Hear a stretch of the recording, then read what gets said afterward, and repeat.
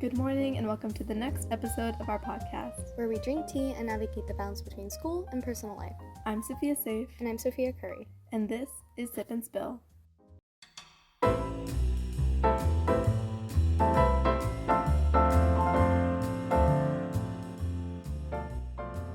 Welcome back to the Tea Journal. The topic we'll be touching on today is grief and how we can understand it. Okay, so, I want to give a little disclaimer first before we start this. Grief is obviously such a heavy topic. I want to restate again, as me and Sophia so often do, we are not experts in how to handle these things. We're not therapists. We're not any of these things. We can only go off of, our own personal experience and research that we've done. Absolutely. So if you feel like you need help, please contact a medical or mental health professional. In addition to that, you can access the suicide prevention hotline by dialing 998 or chat by contacting 998lifeline.org. So let's get into it. So what is the actual definition of grief? So the actual definition of grief is that grief is a natural, emotional, psychological, and physical response to loss, such as the death of a loved one, the end of a relationship, or a significant life change. It involves intense feelings of sadness, anger, or confusion, and can impact physical health, sleep, and the ability to think clearly. Grief is a personal and unique process, varying for everyone depending on the lost and their individual circumstances, and it involves learning to live with the loss over time. Okay. It's a lot. It is a lot. All at once. So we can... Do I want to break it down first? Yeah, let's break it down. That was a very packed, I feel like, definition. So I want to feel like the simplistic way of saying that is grief is unique to everyone, and it can impact your physical and mental health in terms of how you operate on a daily basis, on daily activities like sleep and eating. It also, has to do with your connection with the person and the circumstances in which it happened, and of course, like it said, involves learning to live with the loss over time. Absolutely.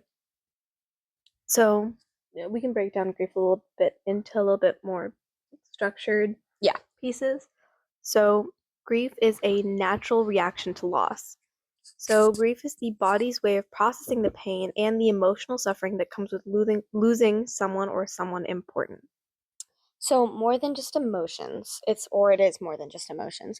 Grief encompasses a range of reactions, including emotional, cognitive, physical, and even social and spiritual aspects. And grief is a process. It is not just a single event, but a journey or a process that unfolds over time, even if the pain never completely disappears.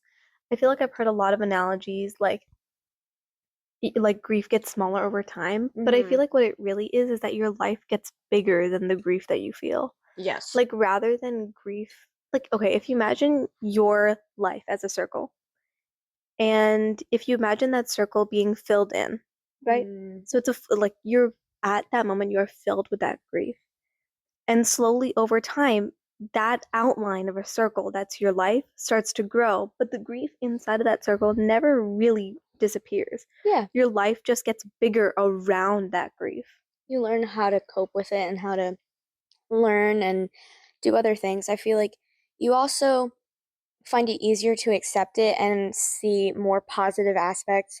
Now, there's never really a positive, but you can see silver linings or certain things that, again, can help you move through the grief. So I like what you said a lot. I feel like a lot of people also say the latter option where they say, grief is something that doesn't necessarily get smaller but stays there, but we learn how to grow through it and live with it. To note, this episode came about because I recently experienced a loss in my life. And it wasn't the loss of someone particularly really close to me in terms of family. However, it was somebody that I thought would, those people that you always think will live forever. Like realistically, that's not true, but it's just like that feeling that you couldn't imagine them passing away. And this person was one of those people. And so to have them pass away was and we knew it was coming too, but it was also very eye-opening for me because I can't imagine a world where I don't go over and we say, "Oh, let's go to auntie or uncle's house." It's just now, let's go to auntie's house. And Mm. it's or let's go say to uncle so and so, like say hi to uncle so and so or whatever. It's so odd to me to kind of have that absence because they were always a present. My aunt and uncle were always a presence in my life that I just could I'm like, "Oh, I know they're there." And like they'll always be there. And Sophia watched me process Mhm. my grief. Now, of course, it took me only a few days to a week maximum to kind of Yeah. move through it and have it not really affect me. But While it was happening, you could see that it was having an effect on what you were doing and how you were mhm, doing things. yes, most specifically to note was following learning the news of his passing. Um, I spaced out during class, like for Mhm. the rest of the day, and for the following day, and I think even a little bit during the 2 days after. By Friday, it happened on a Tuesday. By Friday, I was pretty okay.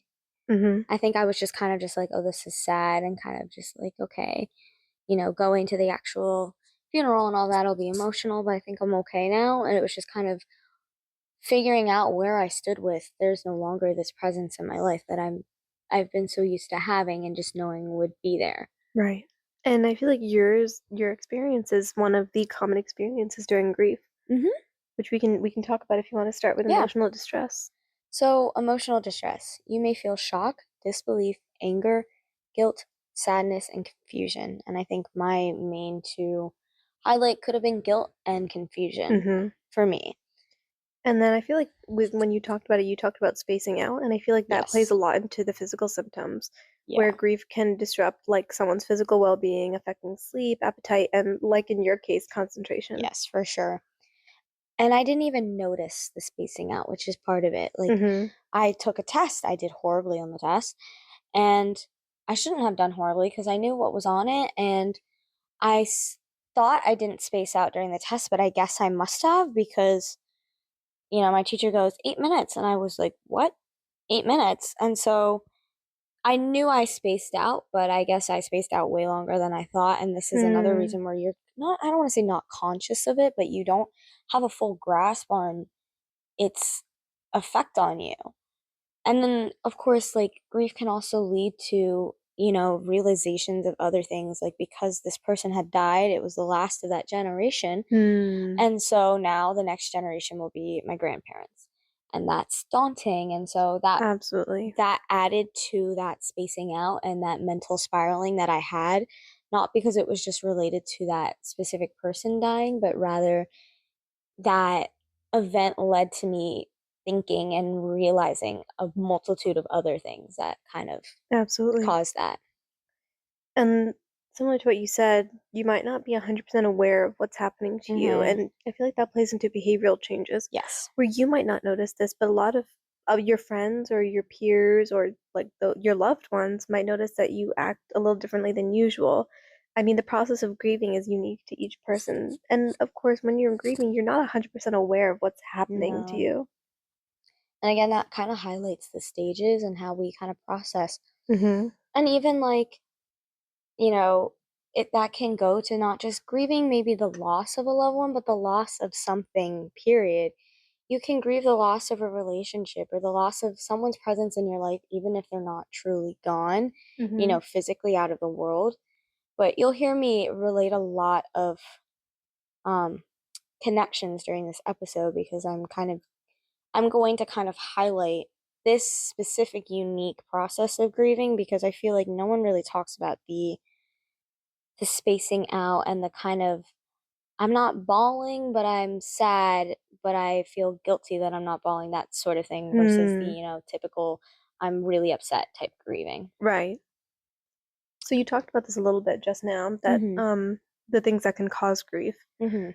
So the death of a loved one or pet is a common and often intense cause of grief. Yes. I feel like this is the one that people almost immediately think of when they Yeah, think for of sure. grief. But then again, like you said, grief can also be like a relationship ending. Mhm. So like a divorce, a breakup, or even like an estrangement can trigger significant grief because in reality you are losing that person.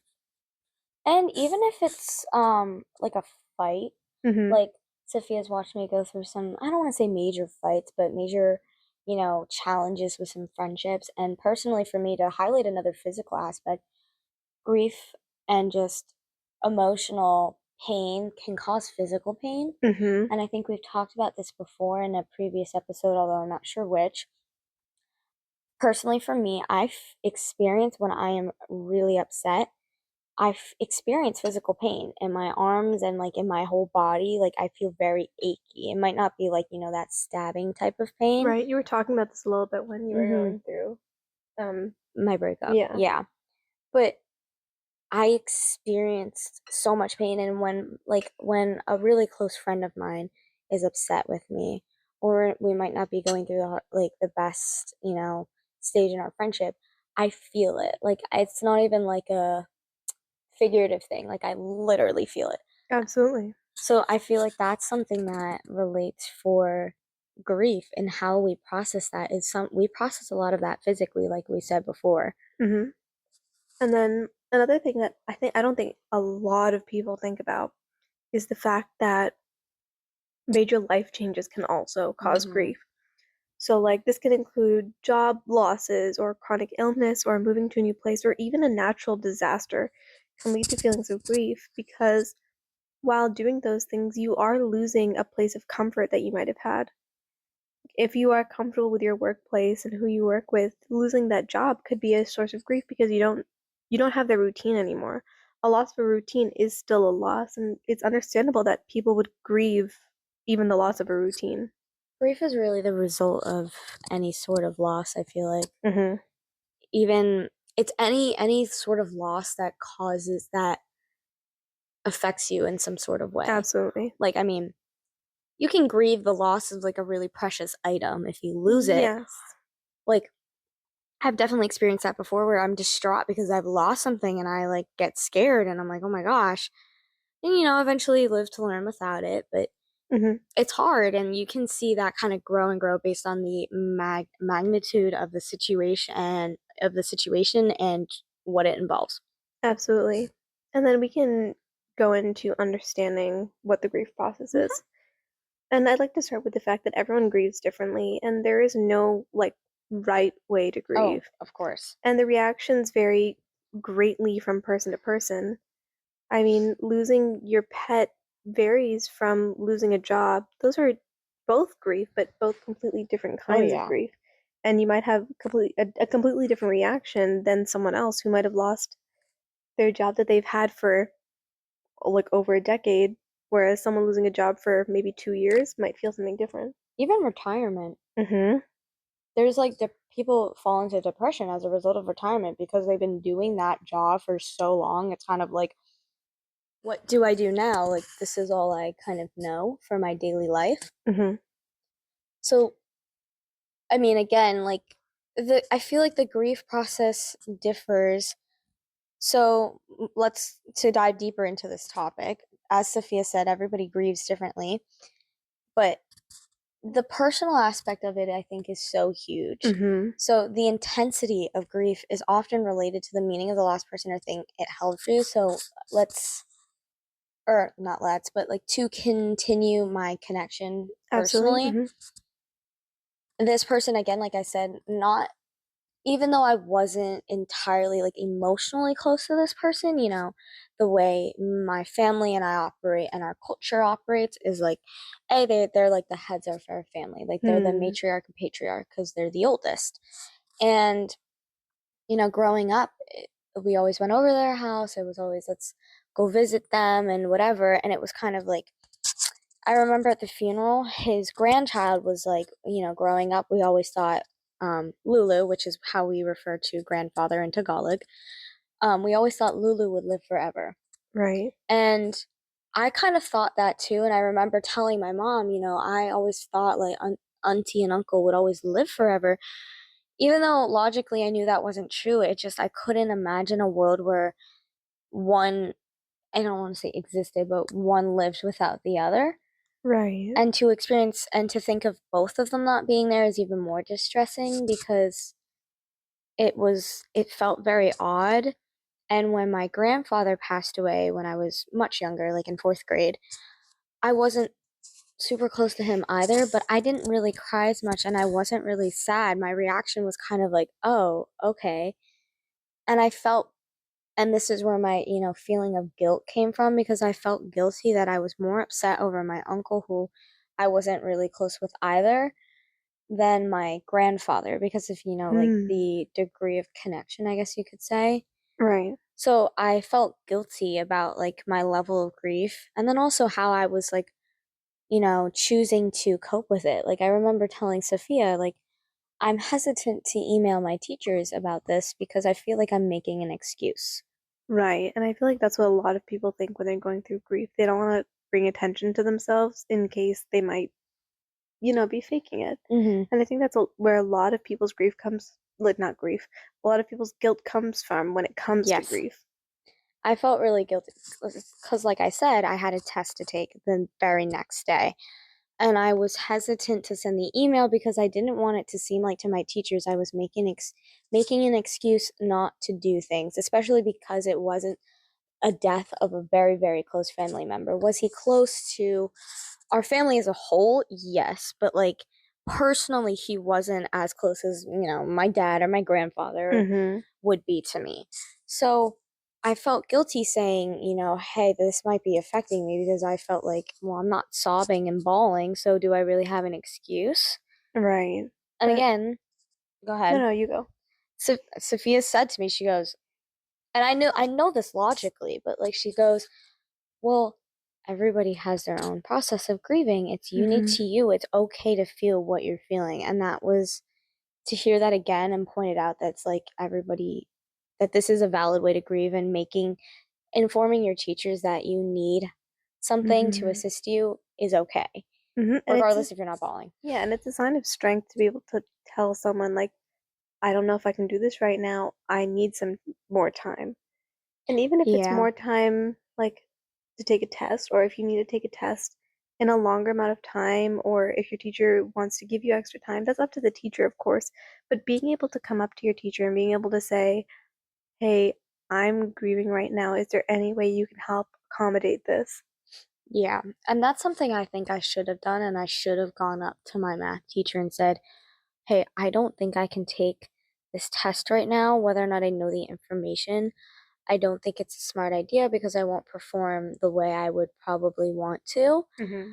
And I don't think I took advantage of that. I don't want to say opportunity, but I don't I didn't think I took advantage of the help that was offered to me Hmm.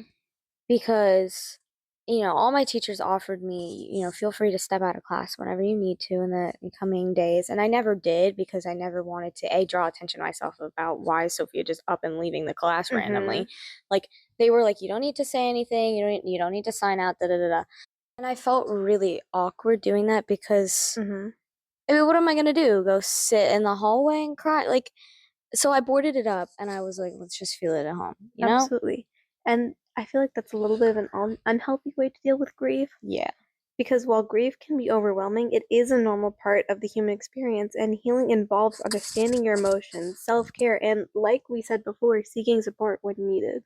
And I encourage you, like, to seek that help Mm-hmm. because whether or not it feels ridiculous or it's just something small that you need, like, hey, I can't take this test right now, or you do need to go sit in the hallway, I encourage you to do it because it helps. Like, otherwise, you'll end up like me with a horrible test score and nothing you can do to change it. Right. And I majorly regret that decision because now it'll probably affect me for the rest of the year. So I'm kind of kicking myself. But, you know, no matter how small it feels, do it because it's what you need. And, if your teachers have a problem with that, then, maybe approach your guidance counselor and utilize that resource that is there for you because, like we've said in our guidance counselor episodes, they are there as a resource for you. Mm-hmm. Like their job is not just to help you with colleges and classes. Like they are your liaison between your teachers and you. Absolutely. And they're there to advocate.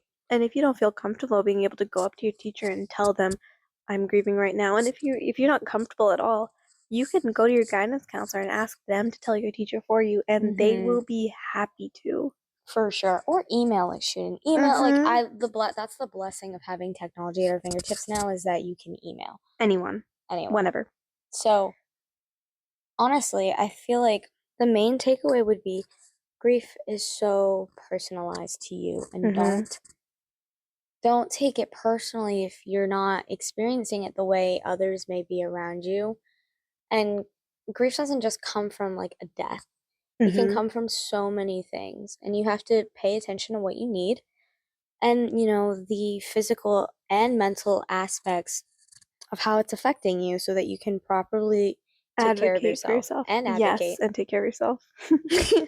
So, So go ahead. that pretty much wraps up our tea journal for this week.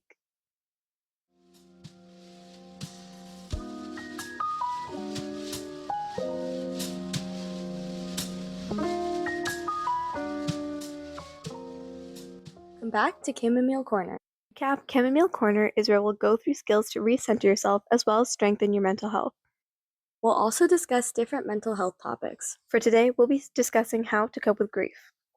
And in addition to this, I'll also be doing a Steep into Stillness segment for a guided meditation for specifically coping with grief. Okay. So generally, to cope with grief, you prioritize your self-care by ensuring healthy eating, regular exercise, and adequate sleep, and also seeking support from friends, family, or other support groups. You express your feelings and memories openly, consider grief counseling or spiritual practices, and allow for flexibility in emotional responses, including healthy laughter. I want to underscore that because that's important. I don't think people focus on that enough.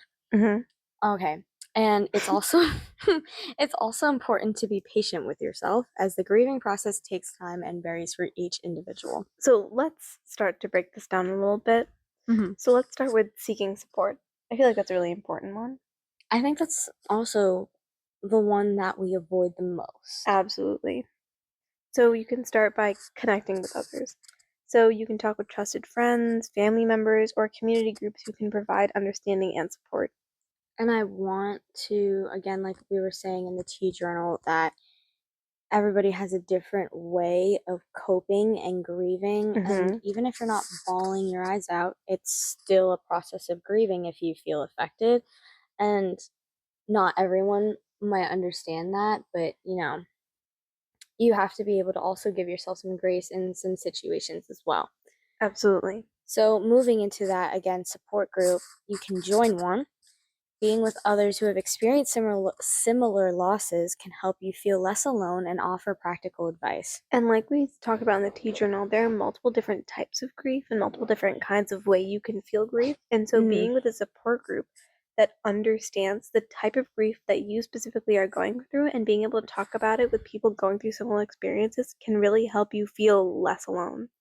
I also feel like, you may not realize you're experiencing grief in a certain type of way or expressing it in a certain type of way until you hear someone else say it. And then you make that connection and you're like, oh, wow, I do that too. Because even in our daily lives, do we do that? And especially when we were saying again, like we said in the tea journal, some of the things we don't realize it until, we like take a step back and we go, oh, I didn't even realize that. Or Right. I didn't understand that that was coming from this place, and I just thought it was as a result of stress.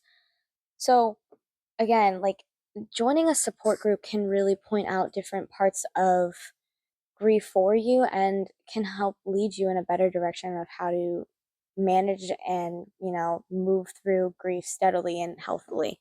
Absolutely. And then also, like we said before, you can consider professional help. Just like we said before, again, Sophia and I are not professionals, and this Oh, yeah. podcast is not the only way that you can cope with grief. It should For not sure. be the It only way. definitely should not be. And a therapist or a counselor can provide guidance and strategies for working through grief, even if it feels, especially if it feels overwhelming. And, I feel like a lot of people I mean, it's funny that we're just saying this now, in season 2, but I feel like a lot of people's hesitancy to go to therapy is, that reluctancy to express their feelings or the fear of judgment and certain things that they think they'll get from therapy, that I feel like there's a lot of misconceptions. So I feel like the one, like if you go to a therapist, if I don't want to say if they're a good therapist, but generally therapy isn't just you go to vent and it's there for them to affirm you. Mhm. This is a huge thing that I talk about with my mom, and she often tells me, it's hard for clients to hear certain things, if it doesn't, it's not affirming them. And so sometimes she's like, they might leave because they might not like what I'm saying. Mhm. And I think when you go through grief, sometimes there's going to be those challenging parts where you have to confront it, and it might not. I mean, no part of grief is comfortable, but it's not going to Mhm. be, you know, that affirm me type of thing all the time. Like they'll push you to get through it if you're, really stuck wallowing. So We can we, move on to caring for your physical health. yep, So, one of the most important things is to maintain healthy habits. So, eating nutritious foods, getting enough sleep, and engaging in physical activity like walking, playing, or yoga can help you get through grief. And not just in the way that those healthy habits are helping you get back into taking care of your physical self, but also in the fact that it helps you maintain those habits that allow you to reach a new routine that you can get comfortable with. And having that comfortability can help you get through what the uncomfortable part is about going through that grief. And in addition to that, when it comes to caring for your physical health, you can avoid negative coping mechanisms and being mindful of the risk of relying on, for example, excessive alcohol, which as teens we don't really have to worry about.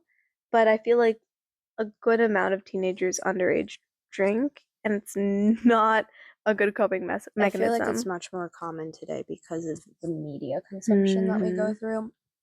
And it's, I think one of the things we've talked about before, and, that's like a very I don't want to say popular topic, but a very hot topic, I think, is the glamorization of certain things. Hmm. And, very often in movies, TV shows, media, content creators, you'll see them glamorize drinking, and oh, it's always been like that for, as long as I think even our parents and grandparents, but it's it's not a good mechanism of coping, and that's something that you have to be careful of. And there's also like you can be genetically predisposed to being more likely to have an addiction based on other members of your family. So that's something that is important to be aware of and to know your limitations if you aren't. Absolutely. And then, in conclusion of being caring for your physical self, you should consistently see your doctor as grief can impact your physical health, like we've said multiple times.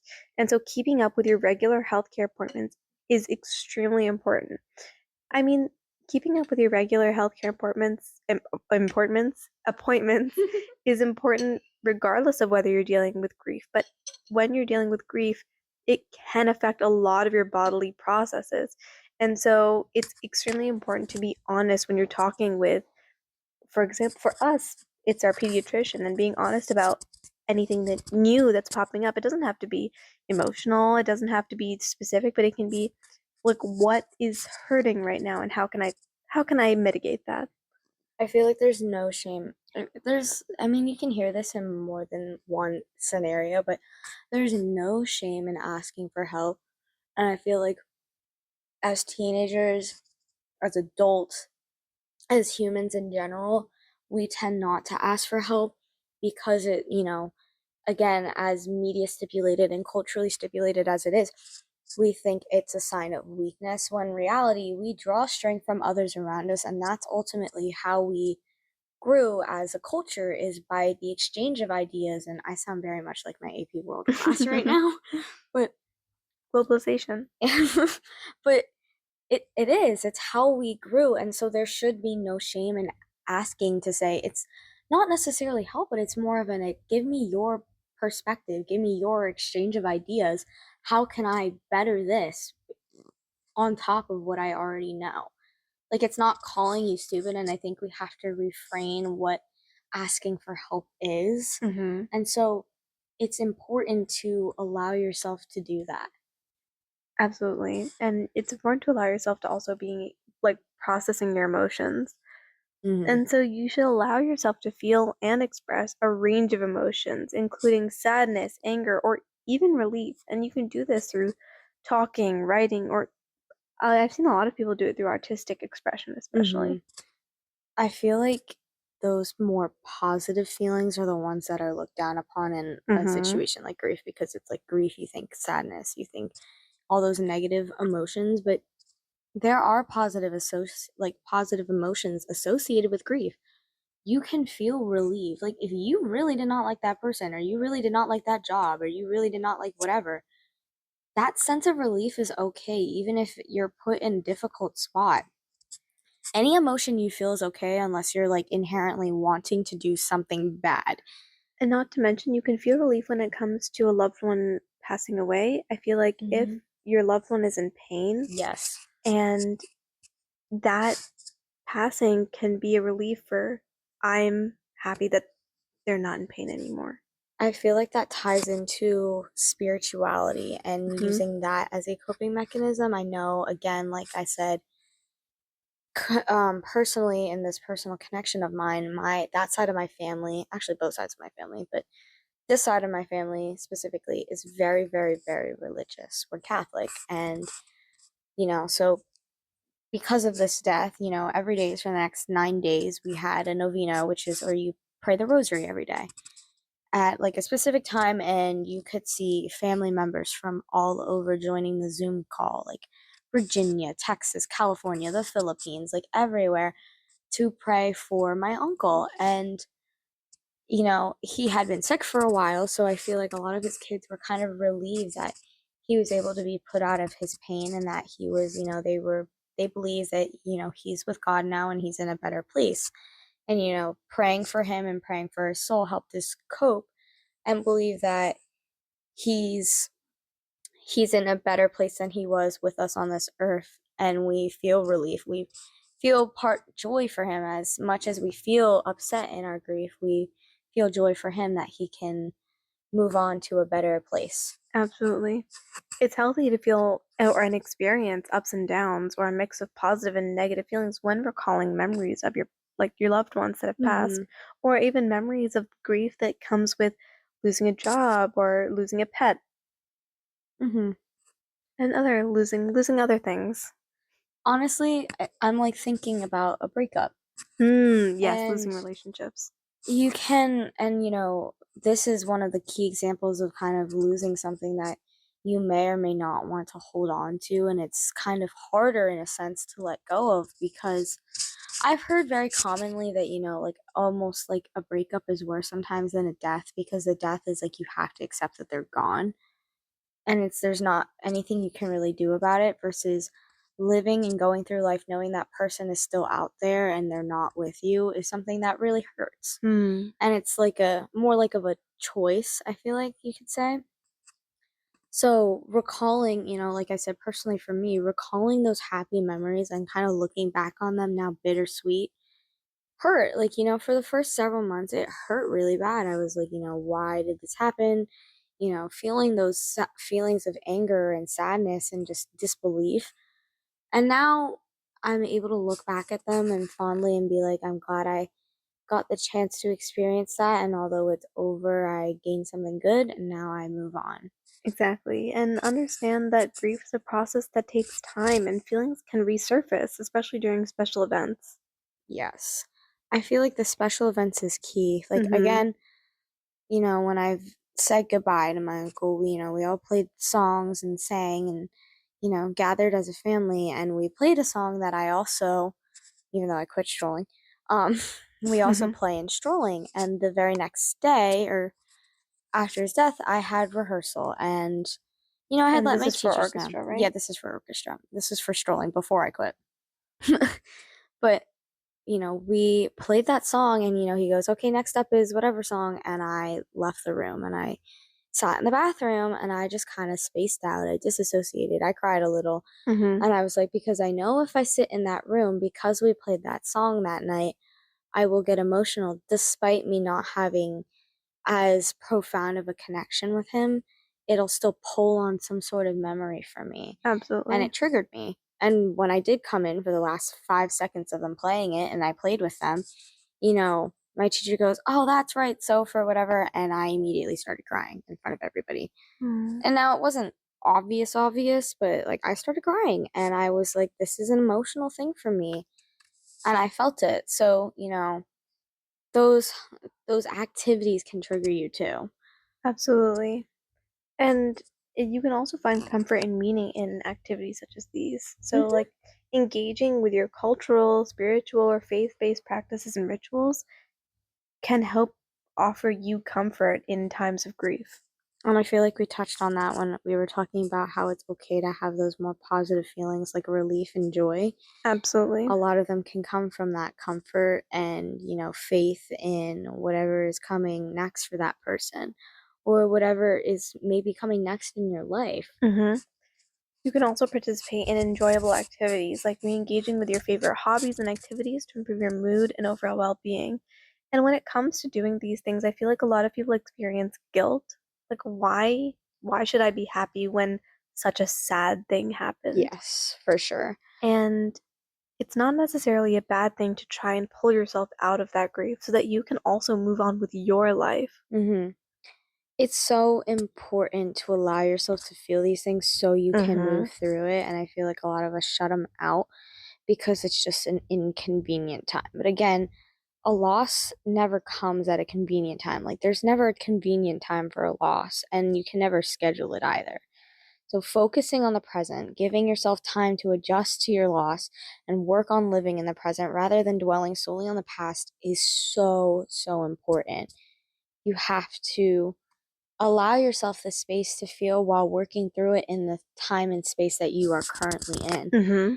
I always say to my mom and to anyone in general, there's no point in worrying about the past or the future because you can't do anything about that right now. And I'm like, worry about what you have to worry about right now. Like, do you really need to worry about that note you need to write tomorrow, or that stressful person that you have to help tomorrow, or that stressful test, when you have things to focus on right now?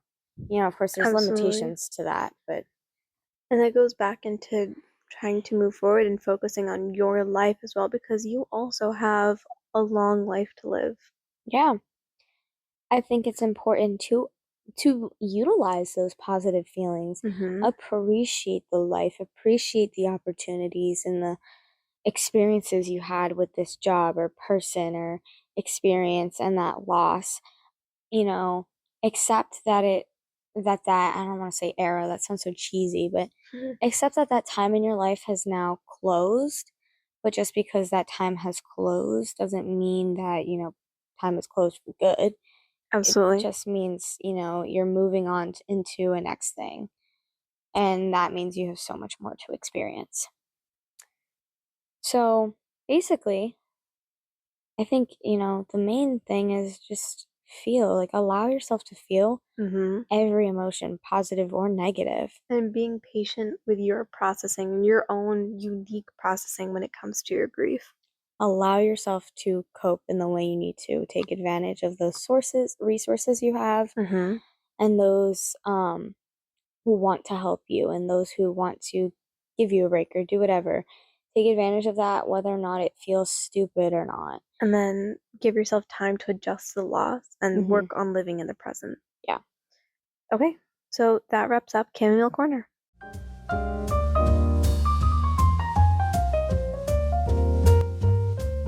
Thank you so much for listening to this episode. I hope you'll join us next week on Sip and Spill.